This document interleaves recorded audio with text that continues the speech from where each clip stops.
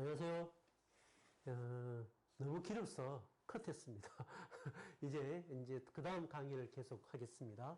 자, 정리해 볼까요? 4차 산업혁명이란 인공지능 클라우드 플랫폼이다 중에서 제가 지금 설명한 게 뭐예요? 플랫폼이죠. 플랫폼은 뭐라 그랬죠? 서프라이체인과 밸류체인을 확장하는 공간을 뭐라 그런다? 플랫폼이라고 얘기했죠. 그래서 4차 산업혁명은 뭐예요? 두 세계 학적인 정강세계라고 그랬죠. 가상세계와 가상세계라는 공간과 현실세계라는 공간을 가상공간의 서프라이체인과 밸류체인, 현실세계의 서프라이체인과 밸류체인을 하나의 공간으로 확장시켜버리는 새로운 공간을 정강세계라고 하고, 이 정강세계의 서프라이체인과 밸류체인을 갖게 하는 것, 이게 4차 산업혁명의 플랫폼이다 라고 얘기했어요. 그죠? 이렇게 하려고, 인간이 이렇게 하려고 하는 이유는 뭐다? 궁극적으로 부의 확장에 비유했죠. 에덴 동산의 부는 어디서 나온 거예요? 생명나무로부터 내강이 흘렸고, 그리고 온 땅면이 하나의 부유로 창출되는데, 생명나무를 잃어버린 인간은 끊임없이 뭘 확장해야 돼요? 부를 확장해야 돼. 그래서 공간 변화를 끊임없이 시키는 거예요. 무슨 공간을 잃어버렸기 때문에?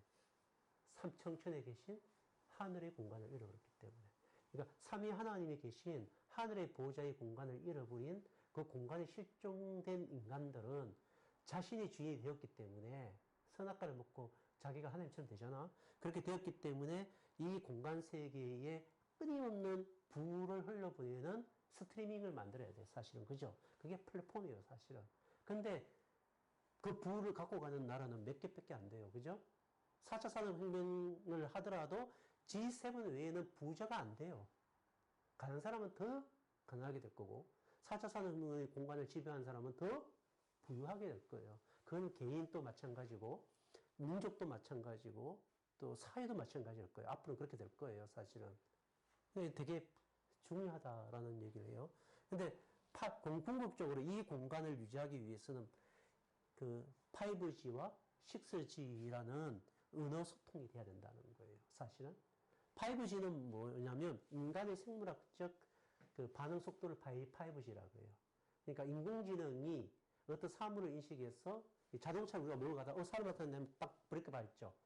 그만큼 인공지능이 달린 자동차가 가다가 사람이다 서자 하는 게 사람의 그 판단하고 똑같은 판단을 가져다 주는 인공지능의 반응 속도를 인간하고 똑같은 게 5G예요. 5G.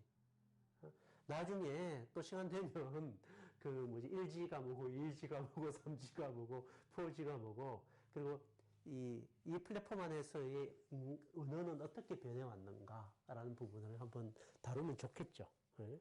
되게 재밌는데, 6G는 뭐냐면요, 이 공간을 구동시키기 위해서는 뭘 띄워버리는 거예요? 인공위성을 띄우는 거예요. 인공위성. 인공위성을 띄워서 모든 이 지구 안에서의 의사소통을 인공지능을 위한 반응 속도를 만들어서 가상 공간 안으로 모든 인류를 집어넣으려고 하는 게 뭐예요? 6G예요. 6G. 그 6G는 인공위성을 통해서 뭐예요? 그 주파수를 넣어서 전 세계를 하나의 가상 공간화 시키려고 하는 것이 6G예요. 그래서 일론 머스크가 맨날 뭐 띄워요? 스페이스X. 띄우는 이유가 뭐겠어요? 심심해서? 스페이스X 띄우고 뭐 부자들 화성 보내서 놀러 가려고? 걔가 화성에 지구 같은 지구 같은 걸 만드는 게 꿈이긴 꿈이에요, 사실은. 그게 아니에요, 사실은. 스페이스X를 자꾸 띄우는 이유는 일론 머스크는 궁극적으로 인공위성을 통하여 플랫폼을 장악하려고 하는 의도를 갖고 있는 거예요. 지금 미국의 그 스펙 기업들, 스펙 기업은 뭐냐면 이제 상장되기 전 수많은 벤처 기업들인데 그 중에 인공위성을 통해서 6G를 만드는 회사들이 꽤 있어요. 이미 전쟁이 일어났어요. 이 공간을 지배하려고. 왜 이게 중요하냐면 설명을 드릴게요. 자, 옛날에 근대 개념 얘기했죠, 제가. 근대 개념은 죄송합니다. 근대 개념은 요 시간 안에 요 물줄이 날아다니죠. 그죠? 그리고 요 시간 안에 공간이 다 분리돼요. 옛날 근대 시간은 이 T2 안에는 물건이 이렇게 가는 거죠. 공간이. 예를 들어 미국의 시간과 미국의 공간과 한국의 시간과 한국의 공간은 같아요, 달라요? 다르지. 유럽의 시간과 유럽의 공간은 같아요, 달라요? 유럽의 시간과 유럽의 공간과 한국의 시간과 한국의 공간 다르죠? 그래서 뭐가 발생했죠? 시차라는 게 발생했고, 문화 차이라는 게 발생했고, 그 다음에 뭐예요? 공간 이해라는 게 발생했어요. 사실은. 그런데 가상 안으로 들어가면 시간이 없어져요. 없어져요. 동일한 시간이 돼요. 그죠? 동일한 공간이 되고. 예를 들어서 제가 얘기했죠. 집에 돌아가면 요즘 미얀마 더우니까 미국에 있는 선교사님, 그죠? 또 미얀마에 있는 선교사님, 저는 어디에 있어요? 한국에 있는 선교사님이 이제 한국 카톡을 이용하니까 카톡 안에 들어서 통화도 하고 영상 막 넣고 이러거든요. 그러면 여기서 시간 개념이 같아져 버리죠.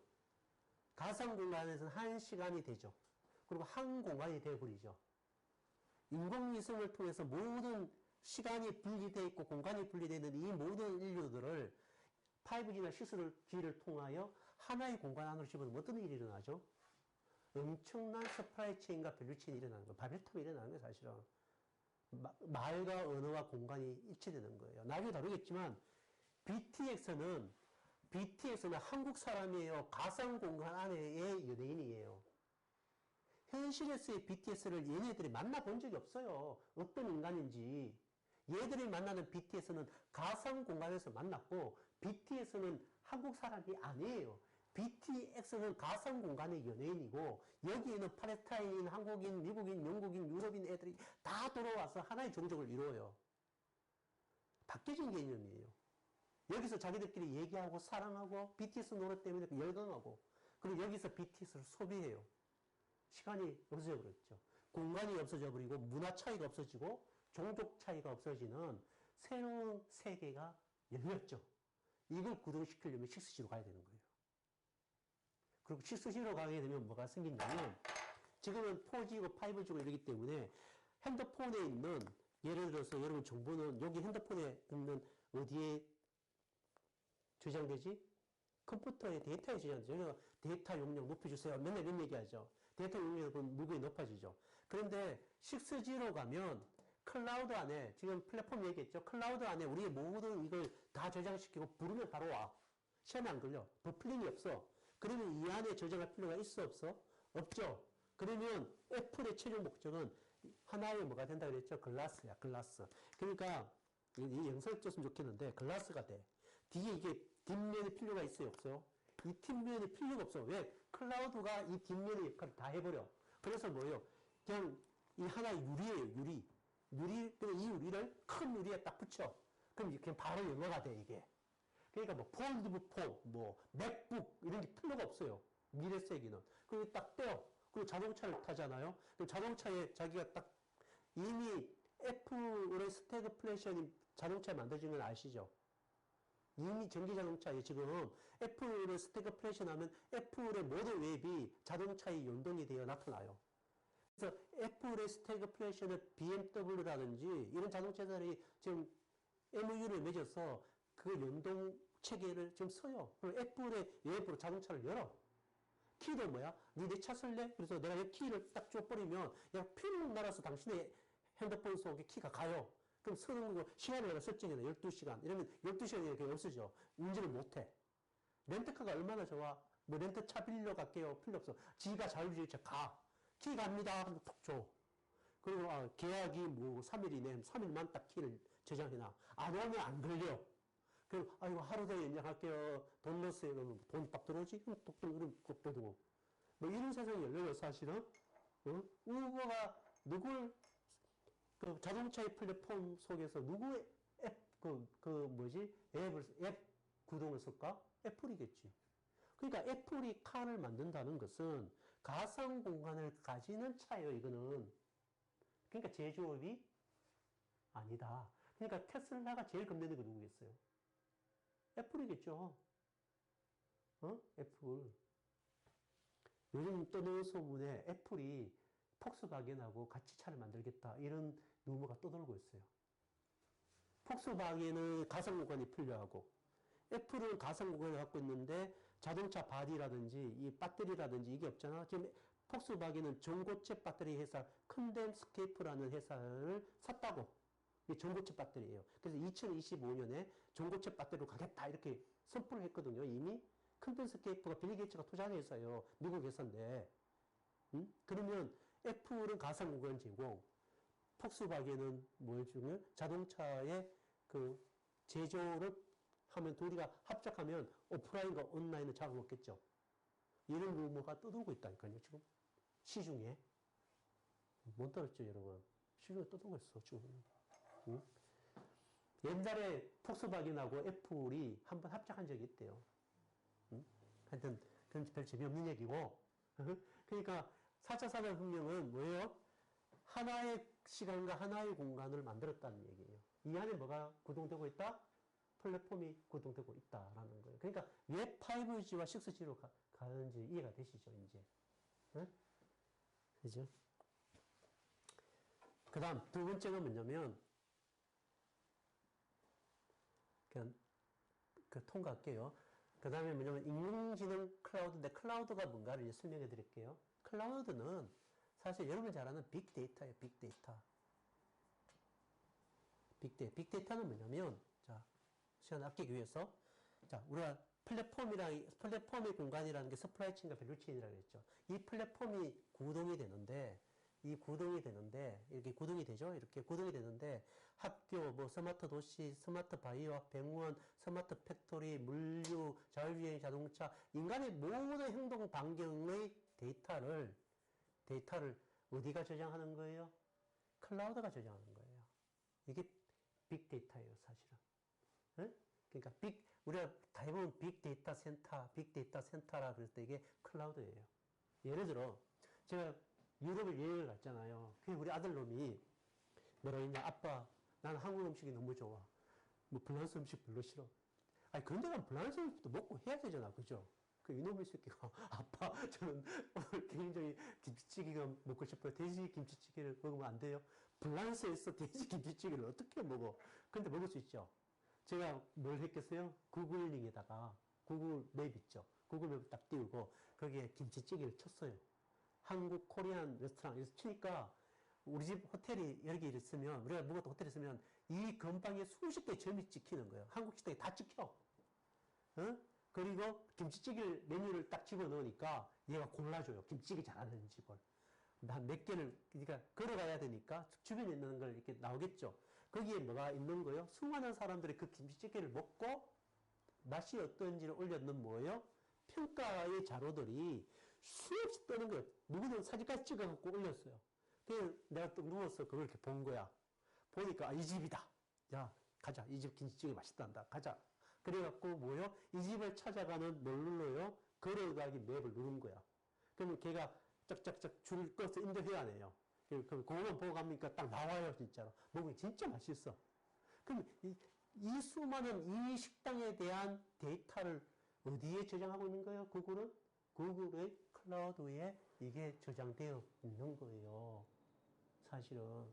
회사의, 예를 들어서 은행이 수많은 고객들의 정보나 고객들의 은행 계좌라든지 이 사람의 신용 정보 이런 것들을 어디에다 저장해야 돼? 어디다가? 클라우드에다가 저장을 해야 되는 거예요. 응? 그래서 클라우드는, 클라우드 얘기부터 모르죠. 뭐, 중앙 클라우드가 있고, 또 회사마다의 각각의 엣지 클라우드가 있고, 이런 얘기인데, 그런 거 기억하지 마세요. 클라우드는 뭐냐면, 그냥 은행에서도 그 뭐, 만약에 이 사람이 스마트 팩토리가 있어. 그러면 스마트 팩토리 공정 자체와 그 기술에 대한 모든 데이터는 어디로 가는 거예요? 클라우드로 가는 거예요. 클라우드로 가서 필요할 때마다 빼서 쓰는 거예요. 고객 관리하는 거고. 그죠? 클라우드 안에 있죠. 예를 들어서 우리가 좀 제가 낙도 달빛 성경이라 말하는 성경을 우리 무슨 클라우드 쓰죠? 마이크로소프트 클라우드 쓰죠. 마이크로소프트 클라우드 내가 요즘 공부할 때마다 기억이 남는 거 있죠. 사진으로 딱딱 찍어갖고 바로 그 마이크로소프트 클라우드 올려. 그럼 내가 그때 내가 무슨 생각했지? 이러면 그 클라우드 그냥 핸드폰에 그 클라우드로 부르면은 내 모든 뭐죠? 저장된 장치가 불러오죠. 그러니까 이게 클라우드가 얼마나 편리해요. 옛날에 막 기록해서 막 저장하려고 그러면 뭐예요? 판방해야 되는데 그냥 웹하나면 내 모든 정보가 클라우드에서 불러주죠. 그걸 이용하고. 그러니까 모든 데이터를 뭐요? 이게 다 갖고 가는 거예요. 예를 들어 여러분, 데이터가 왜 돈이야? 이런 얘기 할 수 있잖아. 그죠? 잘 들어보세요. 예를 들어서, 요즘 이제 뜨는 친구가 일론 머스크의 테슬라 아니에요? 테슬라? 테슬라의 서플라이 체인과 밸류 체인이 뭐예요? 테슬라는 이 사람이 자동차를 타고 가는 수많은 행동 경로, 어느 가게를 갖고, 어느 백화점을 갖고, 어떤 주유소를 갖고, 어떤 목욕탕을 갔는지 모든 데이터를 수시로 테슬라 클라우드에 가겠죠. 그럼 이 정보를 누구한테 팔아먹어? 기업체에게 팔아먹는 거예요. 그럼 돈이지, 이게. 그죠? 그걸 분석해서 뭐예요? 그 사람의 기호에 맞는 식당, 이런 걸 골라주는 거죠. 그러니까 테슬라는 뭐예요? 전기 충전을 하게 되면 자동적으로 계산이 돼요. 여기 자동차하고 전기 충전소하고 연결되어 있으니까. 그러면 뭐예요? 테슬라 안에 있는 은행으로 가서 캐시가 해결이 돼요. 그리고 이 또 뭐예요? 자동차를 할부로 또 팔아줘. 할부로 또 구매하게 하고, 그리고 중고 테슬라 자동차를 자기들이 또 중고 시장에 팔아. 그러면 그럼 테슬라는 자동차 회사 금융회사예요. 충전소 회사예요. 자동차 회사예요. 그럼 여기에 수많은 앱을 깔아서 앱을 이용하면 누가 돈을 벌어요? 테슬라가 돈을 벌어요. 그죠? 그러니까 수많은 서플라이 체인과 밸류 체인을 갖고 있는 서비스업이에요, 사실은. 테슬라가. 그리고 태양광 설치해주고, 또 전기 충전소 설치해주고, 이것도 돈 벌어. 웃기는 애들이지. 근데 이 모든 이 자동차를 통해서 있는 수많은 데이터가 테슬라가 갖고 있는 클라우드로 들어가겠지. 테슬라는 클라우드 없어요. 그러니까 마이크로소프트 클라우드 이런 거 쓰겠지, 사실은. 이 클라우드로 들어가서 이 클라우드를 통하여 빅데이터를 해갖고 인공지능이 많은 거예요. 해석하고 분석해서 서플라이 체인과 밸류 체인을 뭐한다? 구동시킨다. 이걸 뭐라 그런다고요? 4차 산업혁명이라 한다라는 거예요. 그러니까 인공지능 클라우드 플랫폼이 4차 산업혁명이다 라고 이해하면 이해가 끝이죠. 그러면 인공지능이란 무엇인가를 이제 설명해 줄게요. 자, 플랫폼은 이해됐죠? 서플라이 체인과 밸류 체인의 공간이라 그랬죠. 그리고 이 공간에 있는 수많은 데이터를 저장해서 다시 서플라이 체인과 밸류 체인을 구동시키는 걸 뭐라 그랬죠? 클라우드라 그랬죠. 빅데이터 저장소죠. 그래서 요즘 뭐 네이버가 빅데이터를 안양 강원도에다 한다, 들어오지 마라, 전기 소음이 심하다, 뭐 이런 얘기 막 나오잖아. 그러니까 클라우드가 이게 구동이 되는 거고, 이 빅데이터만 가지면 안 되죠. 이 빅데이터를 해석하고 분석하는 일을 하는 게 뭐예요? 인공지능이 하는 거예요. 인공지능이.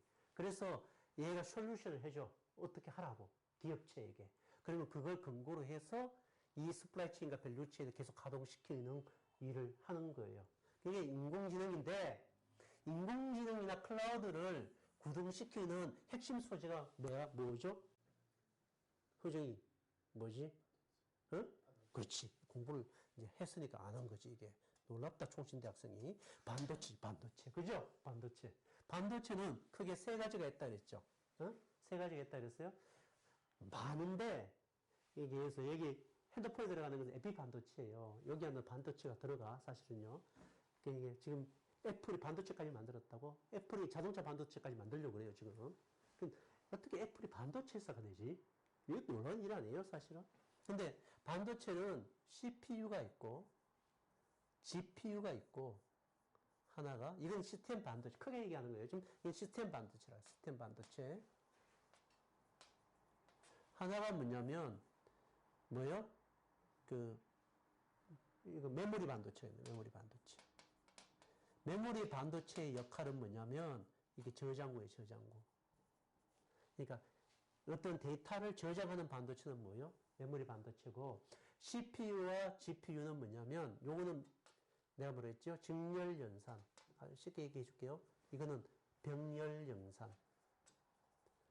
직렬연산은 여러분이 얘기하는 연역적 사고방식. 병렬연산은 기납적 사고방식이에요.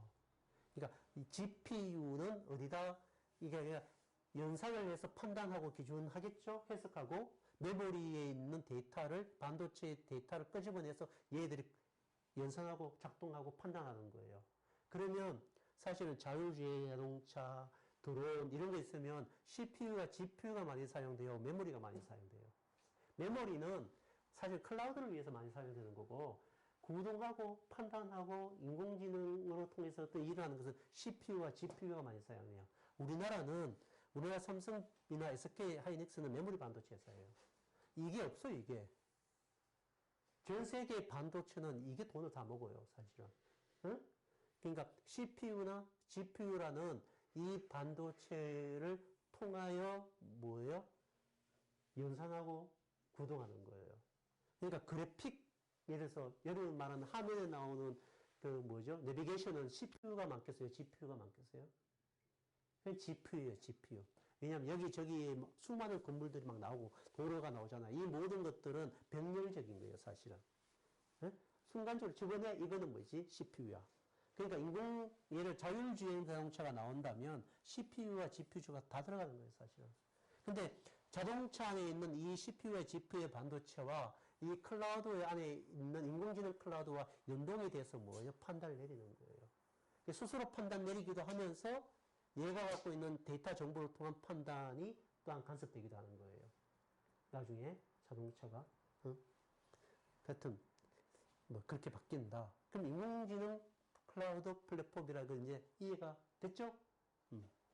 자, 여기 보세요. 여기 인공지능 클라우드 반도체가 있으면 핸드폰에도 반도체가 들어가고 스마트폰에도 반도체가 들어가고 다 들어가요. 엣지 플랫폼이 들어가요, 사실은. 다 들어가는데 나중에 이걸 하나로 뭉치는 반도체가 나올 거예요. 응? 그죠? 죄송합니다. 그 다음. 자, 4차 산업의 인공지능 클라우드 플랫폼이라고 그랬죠. 이제 이게 어떻게 바뀌냐면, 양자 인공지능을 통한 원바디 클라우드 블록체인 플랫폼으로 간다라는 거예요. 이게 앞으로 4차 산업이 가는 거예요. 지금 인공지능의 반도체는 0과 뭐요? 1로 구성되어 있는 언어예요. 0, 1, 0, 1. 0, 1, 0, 1이 뭐라 그랬죠? 여러분이 엑시트라는 영화를 보면 막 불 났는데 사람들이 막 올라가서 핸드폰 불을 켰잖아, 그지? 그래서 딴 이렇게 해갖고 SOS를 만들죠. 모르스보드를 만들죠. 이게 뭐예요? 0, 1, 0, 0, 0, 0, 1, 0, 0, 0 이렇게 하면 뭐예요? 언어가 되는 거예요. 뭐로? SOS라는 영어를. 그러니까 0, 1, 0, 0, 0, 1, 0, 0, 0 뭐 이렇게 하면 또 다른 단어가 되고. 그러니까 0과 1이라는 기호를 통하여 뭐예요? 아날로그 언어도 만들어내고 디지털 언어도 만들어내는 게 반도체가 갖고 있는 랭귀지예요. 이걸 디지털 언어라 그래요. 0, 1을. 이해됐죠? 0과 1을. 근데 0과 1이라는 두 언어니까 이 속도가 늘어요. 언어가 많을수록 뭐예요? 수많은 언어의 계산값이 나오겠죠. 근데 양자 인공지능은 뭐냐면 이 중간값이 있어요. 중간값이. 어? 중간값이 있어요. 이 중간값을 가지면 어떤 일이 일어나냐면 일반 슈퍼컴퓨터가 24년을 할 일을 4초 만에 인공지능이 해요. 지금 수많은 클라우드 안에 데이터가 있는데 이걸 지금의 인공지능은 이걸 3분의 1도 지금 뭐예요? 해석을 못해요. 그러니까 빨리 스파이체인과 밸류체인의 가동을 못하겠지. 근데 양자 인공지능을 하면 이 수많은 데이터를 이용해서 분석 분해하는데 딱 4초면 끝나. 놀랍지 않아요? 아무도 안 놀랐어요. 근데 4초 만에 끝나요. 4초 만에. 엄청나죠? 어? 근데 지금 구글이 이걸 발견했다 해갖고 작년에 그 네이처지에다가 기고하고 막 이랬는데, 그러니까 IBM이 인공지능이 엄청 돈을 넣거든요. 그러니까 얘네들이 바꿔냈어. 왜? 자기들이 못한 일을 구글이 했다니까. 그건 그건 뭐지? 양자 인공지능 아니구만 막 이러고 막 하여튼 논쟁이 있었어요. 한 2년 전에 있었나? 1년 전에 있었어요. 이런 게. 근데 양자 인공지능으로 가요. 근데 양자 인공지능을 뛰어넘는 것이 뭐냐면, 죄송합니다. 이거 지우개인 줄 알았어요. 그거 아니고. 원바디 클라우드는 뭐냐면요. 이게 되게 중요하니까 들어주세요. 아까 전에 제가 얘기했죠. 클라우드 때 CPU, GPU, 메모리 반도체가 있죠. 수많은 반도체가 있는데 이걸 뭐예요? 다 필요 없어. 이 CPU, GPU, 반도체, 메모리 반도체도 층을 이렇게 샀거든요. 근데 이게 점점 반도체가 많이 들어가면 어떻게 되겠어요? 이거요? 두꺼워지죠. 뭐 핸드폰에도 한 100개 정도 들어가거든요. 이게 두꺼워지잖아요, 이렇게. 이 반도체를 딱 하나 만들어버리면 얇아지겠죠. 이걸 뭐라 그러냐면 원바디 반도체라고 하는데 이게 과연 가능할까요? 이게 지금 일로 가고 있어요. 원바디. CPU, GPU, 메모리 반도체를 통합하는 원바디 반도체로 가려고 모든 과학자들이나 기업들이 가고 있는데 이 중간에 등장하는 반도체가 하나 있는데 이걸 유전자 반도체라고 해요. 유전자 반도체. 이걸 뭐냐면 DNA 반도체라고 해요. 이거는 뭐냐면 지금 제가 말했어요. 메모리 반도체가 있다 그랬죠. 우리나라가 메모리 반도체의 강자 아니에요. 그죠? 삼성이나. 근데 메모리 반도체는 두 가지로 나뉘는데 휘발성과 비휘발성으로 나눠요. 휘발성은 뭐냐면 그 메모리를 지우는 거예요. USB 같은 걸 막 지우지. 이건 이제 휘발성 메모리 반도체고 비휘발성은 딱 여러분이 CPU에 딱 틀어놓으면 저장해 놓지. 그래서 안 지워지게 하려고 그러지. 근데 엄밀하게 말하면 메모리 모든 반도체는 휘발성이에요. 여러분이 컴퓨터 쓰다가 무슨 다운됐어요, 목사님. 이거 복구해야 되는데 막 이런 얘기 하죠. 그거는 비휘발성이라는 얘기예요. 그러니까 사실은 메모리 반도체 중에 비휘발성이 없어요. 한 15년 가요. 그럼 문제가 뭐가 생기냐면 클라우드 메모리에 수많은 빅데이터가 저장되었는데 이만한 수천 반도체가 들어가 있는 엄청난 용량의 빅데이터가 들어가 있는데 이게 날아가 버리면 어떻게 돼? 골치 아프죠. 그래서 얘네들이 몇 년마다 3년이나 5년마다 다시 뭐죠? 재저장을 눌러줘야 돼. 그럼 거기에 들어가는 열 에너지와 그 용량과 경비가 너무 많이 들죠. 그럼 휘발성이 없는 메모리를 만들고 싶어 할 거 아니에요. 그걸 찾아낸 게 뭐냐면 유전자 메모리예요. 유전자 메모리 뭐냐면 핫석 이런 거 막 우리 찾잖아. 그럼 거기서 유전자를 꺼내면 2000년 전 유전자가 남아있어요? 안 남아있어요? 수천 년 전 유전자가 메모리가 남아있어요? 안 남아있어요? 남아있죠? 그 유전자 메모리 반도체예요. 놀랍죠? 아무도 안 놀라네.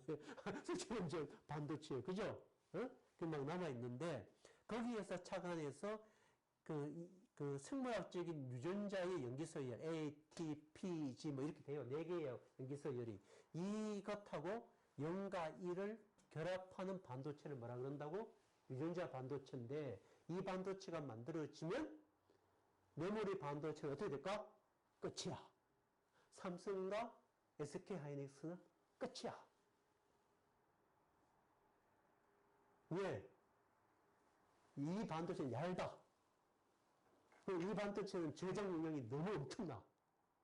그러니까 삼성이 뭐 7나노, 뭐 4나노 없어져 버리는 거지. 그냥 하나로 끝나는 거야. 저장도 크고 뭐예요? 이게 염기서열이 4개의 언어를 갖고 있기 때니까 언어 해석 능력도 빠르고 그러니까 양자 인공지능이 아니라 유전자 반도체 인공지능으로 갈 수 있다니까요, 지금. 여기에 회사들이 덤벼들어서 마이크로소프트가 이게 엄청 투자하고 있어요, 사실은. 마이크로소프트는 뭐라고 얘기했냐면 2024년에 이 반도체를 양산하겠다 그랬어요. 마이크로소프트가 돈 버는 게 어디예요? 클라우드 때문에 돈 벌거든요. 모든 회사와 모든 기업과 모든 가게들에게 클라우드를 제공해주는 회사가 어디예요? 마이크로소프트예요. 그러니까 지금 클라우드를 이용하지 않고 옛날 방식으로 자기들 컴퓨터 안에 막 저장하는 회사들이 많아요. 우리나라도 기업들이. 근데 이게 막 비휘발성이니까 날아가고 막 이러는데 마이크로소프트가 이 클라우드를 보안을 만들어주고 솔루션을 주잖아요. 그럼 이게 또 돈이 사다고. 자기가 그 기계 돈이 엄청 들어가잖아. 근데 회사가 그걸 몇 통만 내면 뭐예요? 평생 사용하도록 해주잖아요. 그죠? 우리가 목사님 컴퓨터 기가 바꿔야 돼. 내가 맨날 그랬잖아. 기가 바꿔야 된다고. 그냥 이제 기가 바꾸지 마. 그냥 클라우드 사용해. 끝이에요, 이제는. 근데 그러니까 이 클라우드의 빅데이터를 메모리 반도체로 채워놨는데 마이크로소프트가 유전자 반도체를 만든 순간 어떻게 되겠어? 모든 클라우드 시장은 누가 지배하는 거예요? 마이크로소프트가 지배하는 거예요, 그냥. 그죠? 그러니까 유전자 반도체로 가는 거예요, 유전자 반도체. 그러니까 지금 이미 이것이 가성비와 생산량에 있어서 마이크로소프트가 몇 년을 목표로 하고 있냐면 2024년을 목표로 하고 있어요, 지금. 이거 만약에 우리 인공지능 유전자 반도체를 만들었어요. 이 순간이 발표되고 양산합니다. 이러는 순간 삼성과 SK 하이닉스는 없어져. 거기에 있는 수많은 우리의 엄마, 아빠들, 그 직장들, 그리고 한 기업이 무너지면 그 수많은 사람들의 직장을 잃어버리잖아. 그게 구시대 유물의 기술이 되면. 그죠? 아무도 안 써. 코닥 필름 안 쓰지, 지금. 코닥 필름 왜 망한 줄 아세요? 코닥 필름이 디지털 카메라가 나왔는데도 불구하고 코닥 필름은 강강 필름을 맨날 저렴하게, 더 싸게, 막 그래서 막 생산 공정을 추적시키고 막 더 필름통 그거 있잖아. 더 가격을 다운시키는데 안 팔려. 왜? 디지털 카메라는 다 저장되는데 뭐. 굳이 이거 필름을 넣었다 껐다. 누가 요즘 그거 안에 전문가 외에는 안 하잖아요. 그죠? 그래서 코닥이 망했다니까. 왜 안 망해? 그럼 삼성도 이걸 알까요? 모를까요? 유전자 반도체로 가려고 그럴까요? 안 그럴까요? 삼성도 가려고 그러는데 우리나라 카이스트가 이 유전자 반도체 기술을 갖고 있어요. 우리나라 기술이 되게 탁월한 나라예요. 이걸 뭘 못하는 거예요, 우리나라는? 비즈니스화를 못해. 이게 놀라운 일이지, 이게. 기술은 좋은데, 이 기술을 다 뺏겨! 막 미국 애들이, 기술 좋으네, 이러고. 나 돈 줄게, 줘, 이러고 사과버려요. 그걸 자기들이 뭘 해버려요? 비즈니스를 해서 전 세계 서플라이 체인 밸류체인을 장악해버려요. 이런 나라가 어디 있어요, 이런 나라가.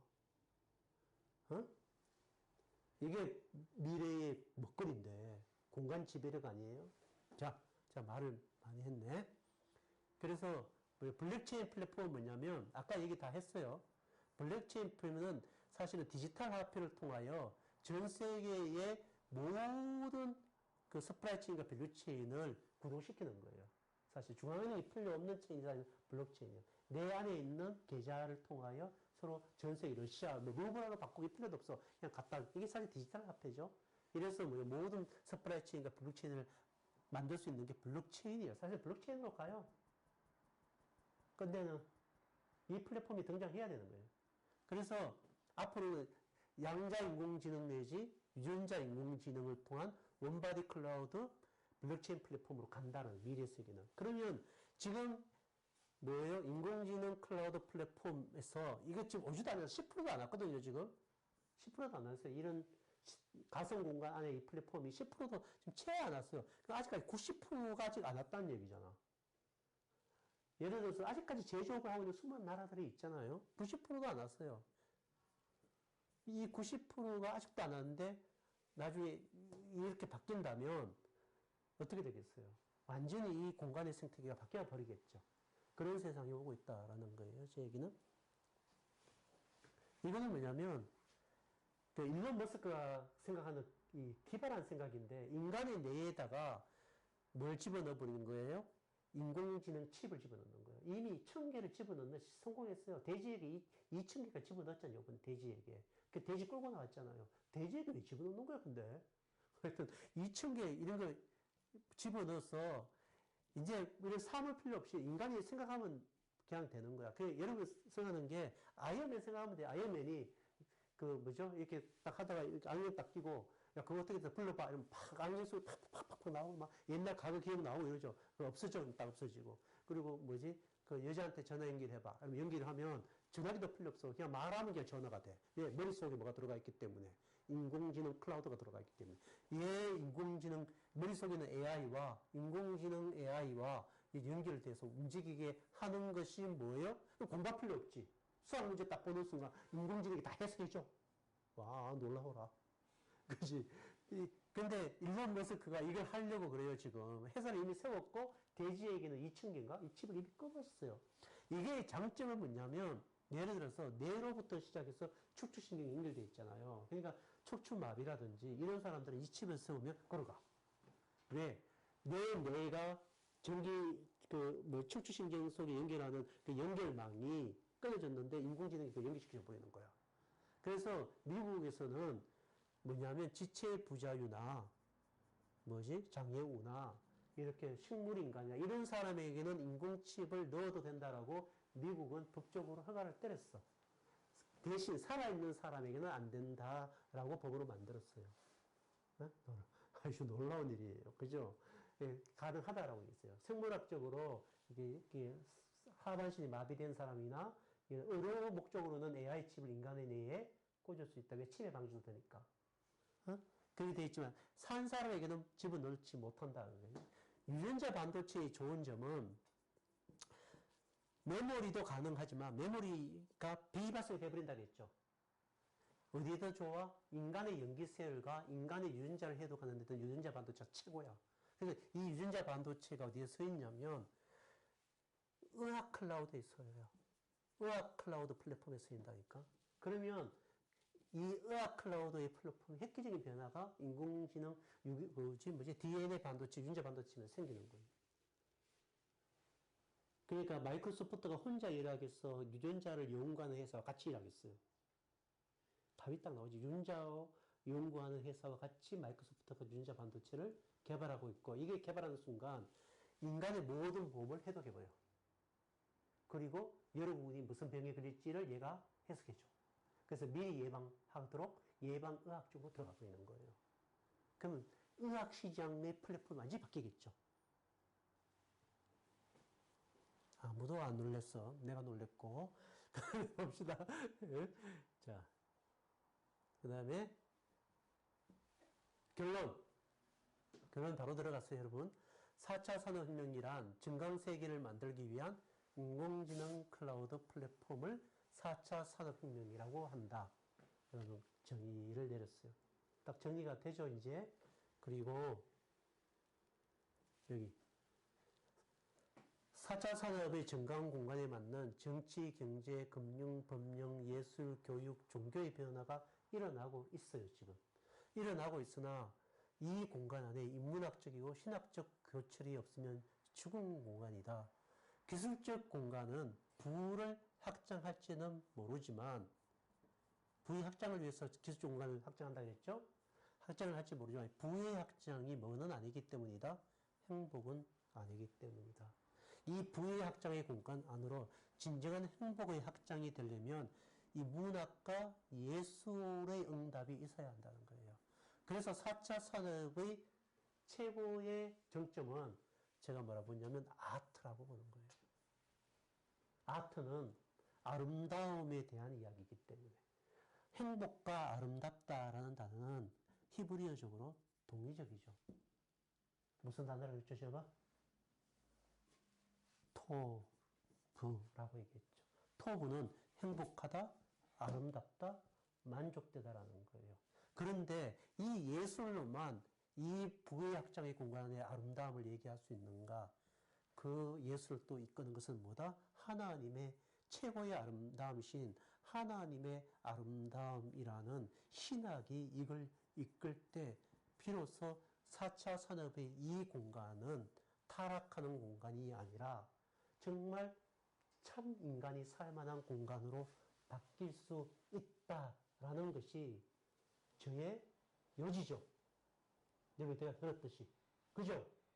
그런데 왜 아직까지 한국 사회는 이 부의 확장이라는 새로운 4차 산업의 공간의 이 플랫폼에 대한 기술적 담론 자체도 없고, 내가 딱 볼 때 딱 두 가지밖에 없어. 금융에서 주식하는 애들.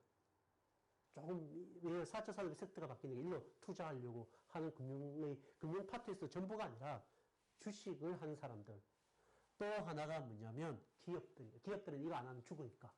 이 변화를, 공간의 변화 속에 적응 안 하면 기업들은 다 죽잖아요. 그죠? 그러니까 기업들만 이 4차 산업의 공간 안에서 발빠른 대응을 할 뿐, 인문학이나 예술 안에서의 4차 산업 안에서의 응답은 전무하며, 정치, 경제 안에서도 전무하고, 교육 안에서도 이 부분에 대해서는 논의가 없고, 조선시대 때, 고종 때 학당 가서 과거에 장원급제했어. 그게 몇 년 갈 것 같아? 바로 배지학당에 들어오면서 뭘 배웠죠? 영어를 배우고 물리학을 배웠다고. 그게 뭐예요? 우리가 잘 아는 뭐 이승만 뭐 이런 사람들이야 사실은. 그런 사람들이 유학을 가고 막 이랬죠. 공간이 바뀌었잖아요. 공간이 바뀌면 교육이 바뀌는 거예요 사실은. 그럼에도 불구하고 이 인문학적인 담론이 없기 때문에 여전히 이 부의 확장에 머무르고 있고, 행복의 확장 속에서는 담론 자체가 없으며, 더 넘어가서는 하나님의 아름다움을 전하는 하나님의 말씀을 가진 신학의 응답은 찾아보기가 어렵다. 그래서 문제가 크다라는 거예요. 제가 목사님들과 선교사님들 만나보면 또 그리스도인들을 만나보면 전부 다 공간이 지금 4차 산업의 공간이라는 곳으로 바뀌었는데 전부 다 3차 산업 공간 안에서 있는 거예요.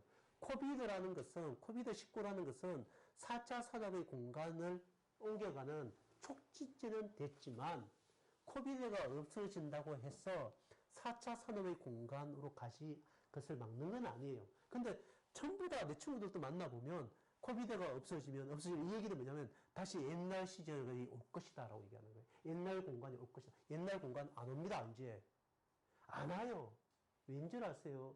여러분이 있는 16살, 13살 되는 청소년들을 만나보면 바보 합니다. 여러분의 언어는 3차 산업의 공간의 언어고 걔네들은 4차 산업의 공간의 언어예요. 그래서 여러분하고 말 안 통해요. 이제 다른 공간에 사는데 어떻게 말이 통해요? 같은 말을 쓰지만 말 안에 있는 내용이 다 달라요.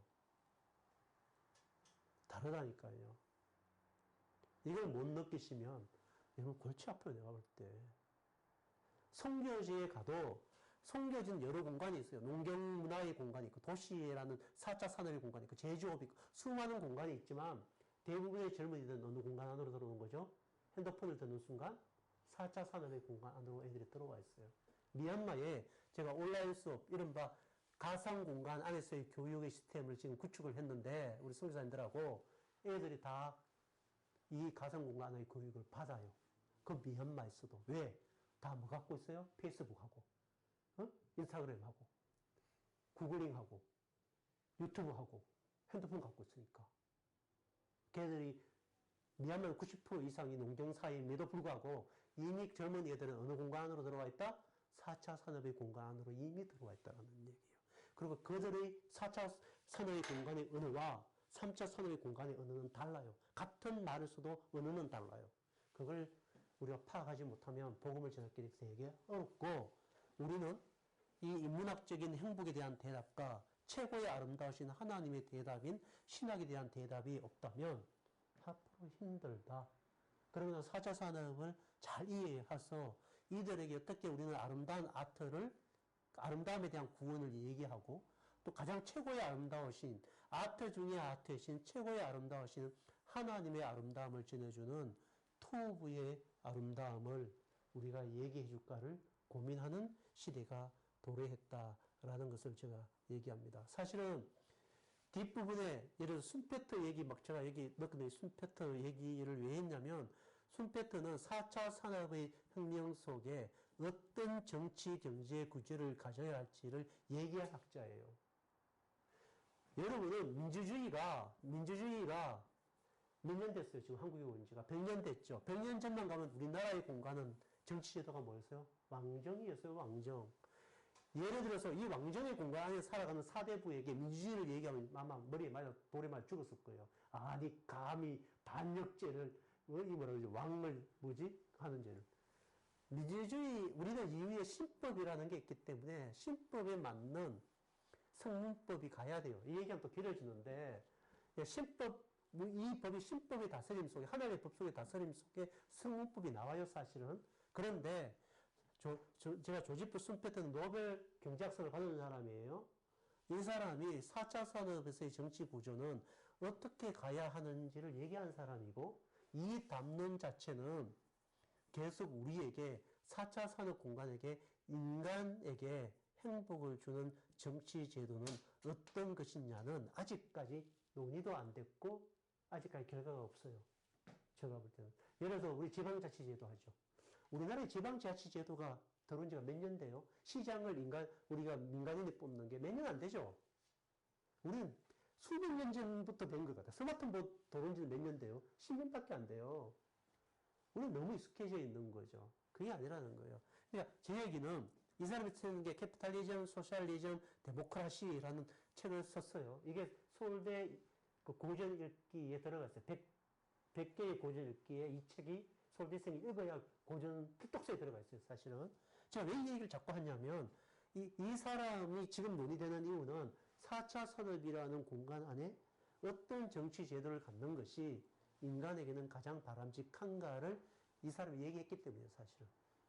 근데 우리는 그런 담론 자체도 아니에요, 지금. 정치권에서는. 4차 산업이 혁명이 왔는데, 구글에 있는 디지털세가 왔죠? 디지털세가 있었어요, 옛날에 없었어요? 없었다고요. 바뀐 세금의 제도죠. 내가 하나 더 보여줘야지. 자, 보세요, 여기. 내가 이렇게 얘기를 했는데, 이 얘기는 나중에 할게요. 또 시간이 많이 걸려요. 여러분 지루해요. 여기에서 보면, 여러분 우리가 유튜브를 하죠. 구글의 목적은 뭐예요? 유튜브를 통하여 전 세계의 인간을 구글의 노동자로 만드는 거예요. 그죠? 예전한테 구글이 돈 줘요, 안 줘요? 자발적 노동자예요. 다들 뭘 봐? 유튜브 보죠. 그럼 유튜브 검색하는 순간 검색의 데이터는 다 구글의 클라우드에 들어가죠. 그죠? 그리고 이 데이터를 누구한테 팔아먹어? 기업에게 팔아먹죠. 그리고 이 검색할 때마다 뭐가 뜨죠, 여러분?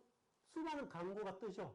그럼 누가 돈 벌어요? 구글이 뭐고? 누가 일했는데? 여러분이 일을 했잖아. 구글링을 했잖아요. 구글 유튜브를 눌렀잖아요. 근데 그 누르는 횟수가 많으면 많을수록 기업은 광고비를 줘야 되는 거야. 맞죠? 그럼 여러분은 무노동, 무임금 노동자들이에요. 그러니까 구글의 목적은 뭐냐면 전 세계의 인구들을 뭐 만들어버려? 팩토리 하나 없는 노동자로 만들어버려요. 그리고 여기에 조금 뛰어난 애들이 뭐라 그래요? 이게 뭐야? 그 플랫폼 스타들. 그러니까 여기 아까 누가 얘기했지? 몇만 명 있어야 된다 그랬지? 돈 벌려면 뭐라 그래? 그 유튜버가 돼서 돈 좀 벌려면 얼마? 1000만 명. 어떻게 1000만 명? 교회도 1000만 명. 10만 명. 어? 10만 명. 10만 명 어떻게 교회 목사 10만 명을 못 끌어당기는데 유튜브 애들이 자기 공간 안으로 10만 명을 끌어당겨야 구글에서 돈을 줘요. 그죠? 그러면 이 10만 명을 끌어모아서 이 유튜브를 할 때 얘에게 구글이 주는 돈이 많아요. 10만 명의 유튜브를 통해서 벌어지는 광고 수익이 많아요. 얘에게 조금 돈 주고 돈 얘들이 다 갖고 가. 이런 계층이 만들어졌다라는 거예요, 여러분. 그 돈은 누가 삭슬해? 구글이 삭슬이 하는 거야. 다 자기가 노동자인데, 나도 유튜브 보잖아. 다 유튜브 보잖아. 지금 이 영상도 유튜브 올릴 거 아니야? 다 우리는 유튜브의 노동자들이야. 그지? 그리고 내가 지금 올렸던 이 4차 산업혁명에 대한 모든 내용은 구글의 클라우드에 가 있어, 이미. 박원희가 뭔 짓거리를 했는지 그 빅데이터 안에는 내가 들어가 있어요. 그리고 가상 공간에는 수많은 박원희라는 인간이 돌아다니면서 유튜브를 보게 만들어줘, 또. 그럼 구글은 가만히 있어도 뭐예요? 전 세계의 노동자를 통하여 옛날 때는 우리를 착취하고 있다 이랬는데 우리는 막 8시간 또 해. 8시간 하는데 왜 착취를 안 하잖아? 우리 애들도 4시간, 2시간씩 하면서도 구글은 너무해. 왜 나를 착취하고 이러지 않지? 자발적 노동자들을 통하여 돈을 모으고 있는 새로운 세상이 왔다는 팩토리 하나 없는 구글이 전 세계를 노동자로 만들어서 돈을 모으고 있을 때 이것이 올바른 자본주의인가? 이것이 정말로 같이 살아가는 세상인가? 이것이 올바른 정치 제도인가? 라는 논의를 지금 우리는 안 하고 있어요. 아까 인문학적 질문을 하지 않고 했죠. 그러니까 겨우 나온 게 지금 뭐예요? 디지털세가 나왔다고. 야, 너희들 이거 디지털 세금 내. 어? 이거 하나 나왔어, 지금. 그러니까 미국이 구글을 잡고 있잖아. 프랑스가 유럽이 디지털세를 매긴다 그러니까 트럼프가 그럼 와인세 매길게. 이게 된 거야, 지금. 공간의 전쟁이 일어난 거예요, 지금. 이 놀라운 이 변화 속에서 그러면 우리는, 내 후손은, 그리고 교회는 도대체 이 변화 속에서 뭐라고 얘기하는 것이 성경적 진리이며 이 속에서의 진정한 구원은 무엇인가? 그래서 십자가의 구원은 어떻게 이 공간 안에서의 구원이 일어나가야 되는가에 대한 질문을 우리 그리스도인들은 끊임없이 하고 교회는 그 질문에 대한 신학적 응답과 성교적 응답을, 목회적 응답을 해야 한다, 하지 말아야 된다? 해야 한다라는 것이 제 주장입니다. 이 논의를 하려면 저는 제 책을 이미 12개 섹터를 갖고 4차 산업을 다 논했어요. 너무 책이 두꺼워. 출판사에서 몇 개를 없애겠대요. 그냥 없애라 그랬어요. 왜냐하면 두꺼운 거 누가 읽어요, 그죠? 그 너무 두꺼워서 없애라고 했는데 책은 나오긴 나와요. 사실은 좋은 책이에요. 안 팔려서 그렇지. 내가 볼 땐. 하여튼. 그래서 저는 오늘 정의, 4차 산업혁명은 뭐라고 했죠? 제가 인공지능 클라우드 플랫폼이 만들어내는 증강세계다. 이게 4차 산업혁명이다. 라는 것이 저의 정의고, 그걸 설명하기 위해서 제가 금방도 떨고, 뭐, 침도 튀겨가면서 지금까지 얘기했습니다. 저를 기억하면 안 되고, 내용을 기억하셔야 되고, 그 속에서 여러분들이 하나님 앞에서 여러분의 영역에서 어떻게 답을 할 것인가를 묻고 찾아가는 일을 하고, 저는 저희 책에서 이미 답을 제시를 하고 있으며, 이번 네 번의 강의를 통해서는 예술에 대하여 또 선교의 부분에 있어서 제가 아는 것만큼 여러분이 어떻게 이 4차 산업의 공간 속에서 우리가 응답해야 될지에 대해서 얘기할 것입니다. 네, 여러분, 토브 바라크 스트리밍입니다. 토브 4차 산업 안에서 그 공간 안으로 하나님의 빛이 들어갈 것이며 거기에서 하나님의 아름다움의 사진이 여전히 찍힐 것입니다. 토브의 렌즈로 4차 산업의 공간을 보며 그 안에 바라크의 빛으로 스트리밍 하시는 하나님을 만날 때 4차 산업 공간은 부의 확장이 아닌 진정한 아름다우신 하나님을 만나는 공간으로 변하게 될 것입니다. 여러분 들어주셔서 고맙고요. 장시간 들어주셔서 고맙고 또 감사합니다. 고맙습니다. 다음 2강 때 만나겠습니다. 고맙습니다.